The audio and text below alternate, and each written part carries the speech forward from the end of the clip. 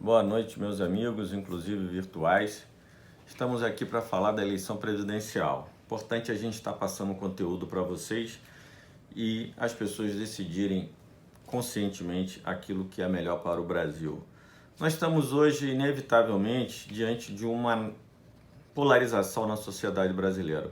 Podemos dizer que é a real e verdadeira polarização da realidade da sociedade brasileira. De um lado, a candidatura do Haddad, do PT, e do outro, a candidatura do Bolsonaro, da extrema-direita.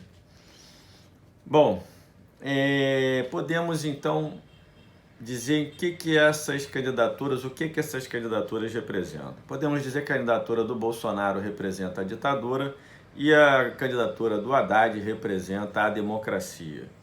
Bom, ditadura e democracia de um lado. Essa discussão esteve presente na humanidade há cerca de um século atrás, né?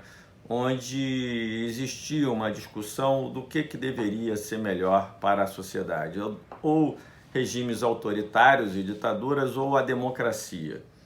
Bom, e isso ficou muito evidente na Primeira e na Segunda Guerra Mundial, e com a ascensão de Hitler, do nazismo na Alemanha, e a ascensão do fascismo de Mussolini na Itália e o próprio Império Japonês. Esses movimentos levaram tanto a Primeira quanto a Segunda Guerra Mundial. Hitler na Alemanha, por exemplo, ele inicialmente teve desprezo à vida dos judeus, posteriormente teve desprezo pela vida dos próprios soldados alemães e depois teve desprezo pela vida dos próprios generais alemães e desprezo pela sua própria vida, tanto que cometeu suicídio. E na Itália, o Mussolini, que era venerado pelo povo, foi degolado. E o Império Japonês foi derrotado pelos aliados, mas basicamente pelo exército, pela força americana, que foi lá combater e depois jogou as bombas lá de Hiroshima e Nagasaki.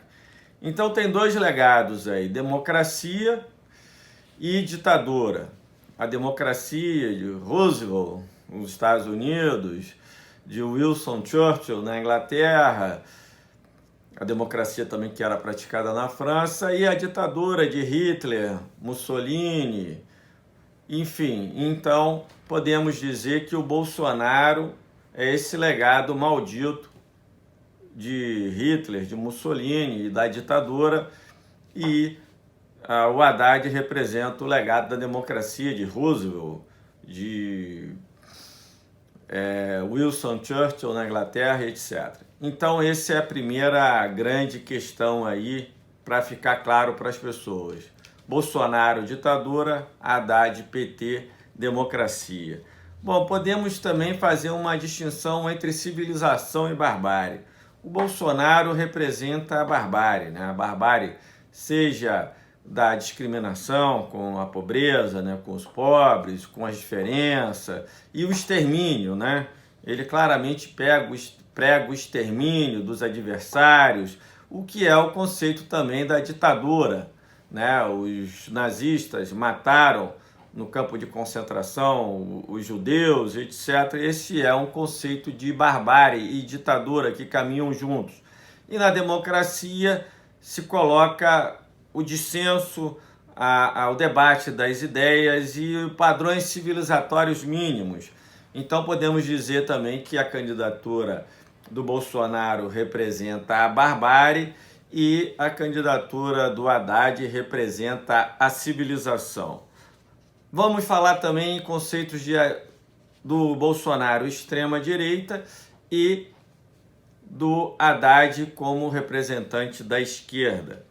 Bom, isso aí é um conceito mais complexo, porque esquerda e direita varia no mundo todo. A depender do mundo do lugar do mundo onde você esteja, a direita e a esquerda vão mudar. No Brasil, direita e esquerda podemos definir assim: todos aqueles que defendem Casa Grande e Senzala, ou seja, a ausência de padrões civilizatórios mínimos, a entrega das nossas riquezas, a ausência de soberania, o entreguismo, a falência das instituições, a ausência de instituições, de direitos, a ausência de a presença de privilégios e de carências da imensa maioria da população brasileira, sem acesso sequer a esgoto, a saneamento básico, a educação, né, a segurança, a saúde pública. Ou seja, isso é a direita no Brasil, né? Ou seja, que é representada tanto pelo Bolsonaro, pelo Alckmin, pela Marina, enfim, por todas essas candidaturas, pelo Meirelles, né, pelo Amoedo. Então, isso tudo, o Bolsonaro é apenas o representante assim mais sincero, vamos dizer assim, desta direita, né, que prega a Casa Grande, né, a herança maldita da Casa Grande e da senzala, né, da escravidão, da mentalidade da escravidão que ainda não acabou no Brasil. Então, essa é a direita no Brasil.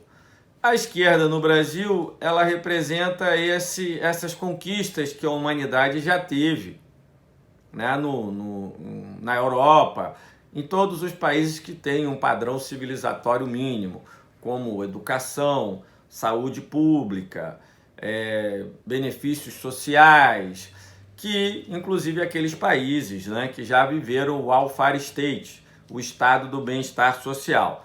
Vamos aqui fazer uma pequena pausa para ver o que é o welfare state. Estado do bem-estar social. O estado do bem-estar social também é conhecido por sua denominação em inglês, welfare state.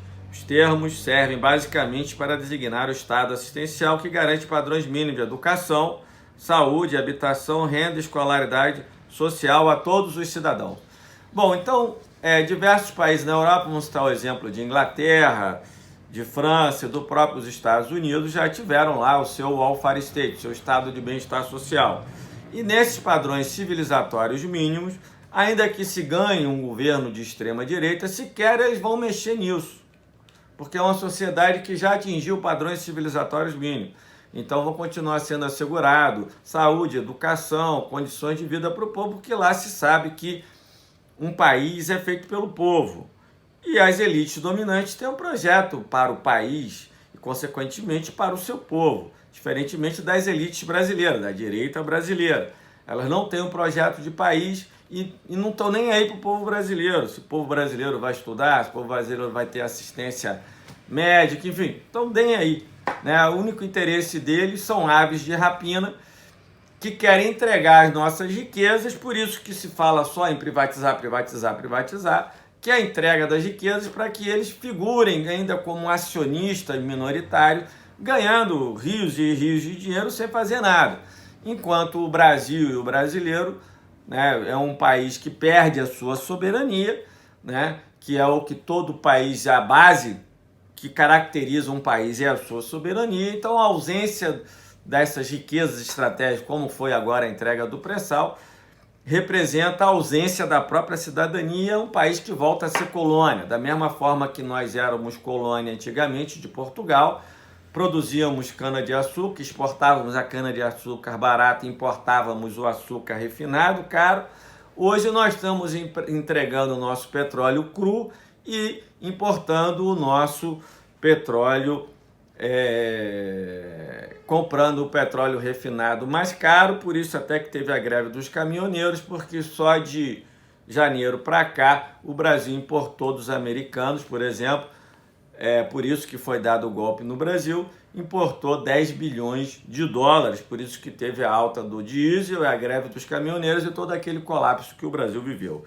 Então Haddad representa democracia, civilização e um projeto de desenvolvimento do Brasil. Bolsonaro representa ditadura, barbárie e o neo-entreguismo, a entrega de nossas riquezas. Então, se você admira, viaja para os Estados Unidos, viaja para a Europa e fica admirado de ver países civilizados, instituições funcionando, aqui no Brasil, quem defende isso é a esquerda, hoje é o candidato Haddad. Então, é uma explicação bem realista e bem concreta.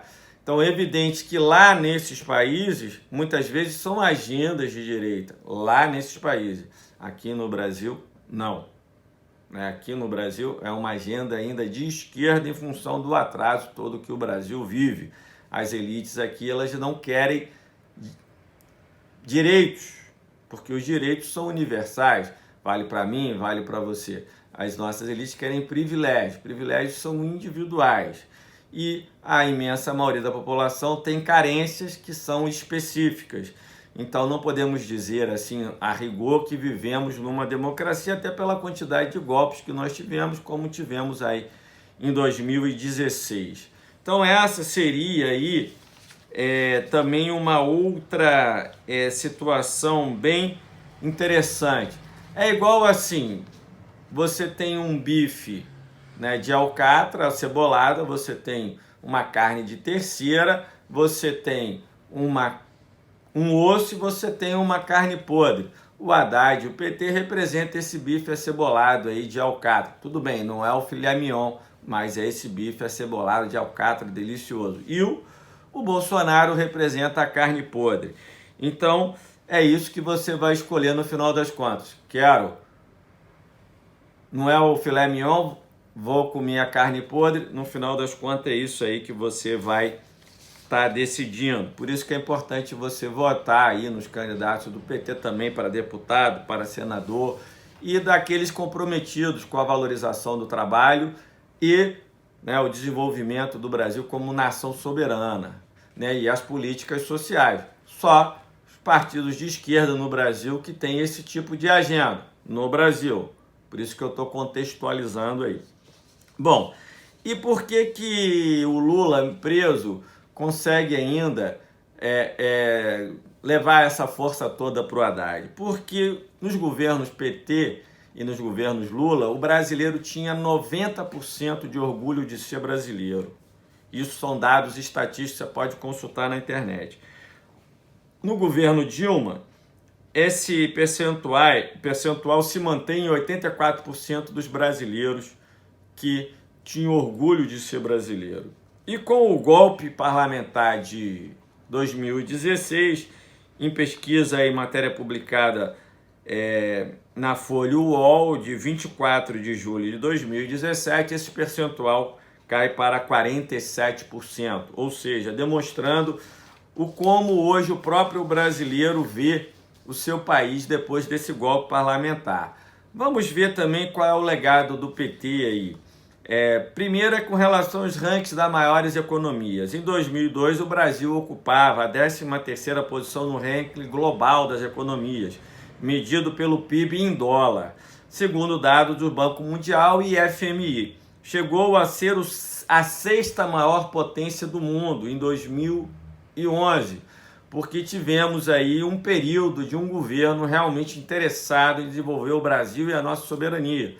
Porque pelo tamanho do Brasil, pelas riquezas que o Brasil tem, petróleo, água, minério de ferro, todas as riquezas e a população que tem, o povo trabalhador que tem, obviamente que o Brasil deveria ocupar ser a terceira maior potência econômica do mundo. E podemos começar agora a reverter essa história com o Haddad, para o Brasil chegar lá, se tiver uma sequência de democracia e de governos voltados para os interesses nacionais. IDH e combate à pobreza. A nota do Brasil no Índice de Desenvolvimento Humano da ONU, que era de 0,649 no início dos anos 2000, chegou a 0,755, ou seja, progredindo. O GENE, desigualdade, desenvolveu percepção da corrupção. Em 2002, o Brasil ocupava a 45ª posição no ranking de percepção de corrupção e transparência internacional, TI, que incluía análise de 102 países. Em 2015, passamos para 76, lugar entre 168 países no ranking. Vamos aqui falar do Brasil real, de 2002 a 2013, onde se encerra o ciclo, né, que o ciclo do PT foi encerrado em 2014, que a partir de 2015 já começa o boicote. Produto Interno Bruto, 2002, 1,48 trilhões, 2013, 4,84 trilhões. PIB per capita, 2002, 7,6 mil. 2013, 24 mil. Dívida líquida do setor público, 2002, 60% do PIB. 2013, 34% do PIB. Essa, com o golpe e o governo do interino Temer aí, do Temer, essa dívida pública já voltou a explodir novamente. Lucro do BNDES, 2002, 150 milhões. 2013, 8,15 bilhões. Lucro do Banco do Brasil, 2002, 2 bilhões. 2013, 15,8 bilhões. Lucro da Caixa, veículos, produção de veículos, 2012, 1,8 milhões. 2013, 3,7 milhões. Safra agrícola, investimento estrangeiro direto, reservas internacionais, que pulou de 37 bilhões de dólares para 375,8 bilhões de dólares. Índice Bovespa, empregos gerados no governo Fernando Henrique, que era o anterior, foi 627 mil anos, governo Lula e Dilma, 1,76 milhões de ano. A taxa de desemprego, por exemplo, no final do governo Dilma, em dezembro de 2014, era 4,3%. Não tinha, para capitalismo, isso aí não é pleno emprego, porque você tem aqueles mercados sazonais, né? Aqueles empregos sazonais, seja de fim de ano, de Natal, seja de safra agrícola, etc, etc. Valor de mercado da Petrobras, 2012, 15,5 bilhões, 2014, 104,9 bilhões. Lucro médio da Petrobras, governo FHC, 4,2 bilhões, governo Lula e Dilma, 25,6 bilhões. Ou seja, por que um governo que fez tão bem ao Brasil, isso aí são índices, né, estatísticos que você pode ver, www.dpf.gov.br, agência estatística, Washington Post, OMS, Unicef, Banco Mundial e ONU, índice GNI, Ministério da Educação, IBGE e Banco Mundial. São tudo fontes aí que você vai ver que os governos PT, Lula e Dilma fez muito bem ao Brasil e aos brasileiros. Aí eu te pergunto, por que um governo que fez tanto bem ao Brasil foi tanto massacrado aí pela mídia e por instituições que deveriam defender o Brasil, né? Porque havia o interesse de entrega das nossas riquezas. Só o pré-sal vale 18 trilhões de dólares e a cada nova perfuração se descobrem áreas adjacentes. Então, se você é Brasil e quer lutar por uma grande potência, vote Haddad, porque o Bolsonaro representa o atraso e a história comprova e as estatísticas comprovam que se você votar no governo PT e votar no Haddad, sua vida vai melhorar, você vai arrumar emprego, vai diminuir o desemprego no Brasil se nós lutarmos pela democracia, elegermos um parlamento de pessoas comprometidas com a valorização do trabalho e as políticas sociais e fizermos a reforma dos meios de comunicação, que não podemos conviver com uma manipulação diária da mídia que ofende o artigo 221 da Constituição Federal, que seria informar a população e não manipular diariamente. Precisamos lutar pela democracia. Direitos se conquistam. Não vão ser dados a ninguém, nem a mim, nem a você. Lute pelos seus direitos. Vamos eleger o Haddad no primeiro turno e vamos garantir a governabilidade. Juntos somos mais fortes.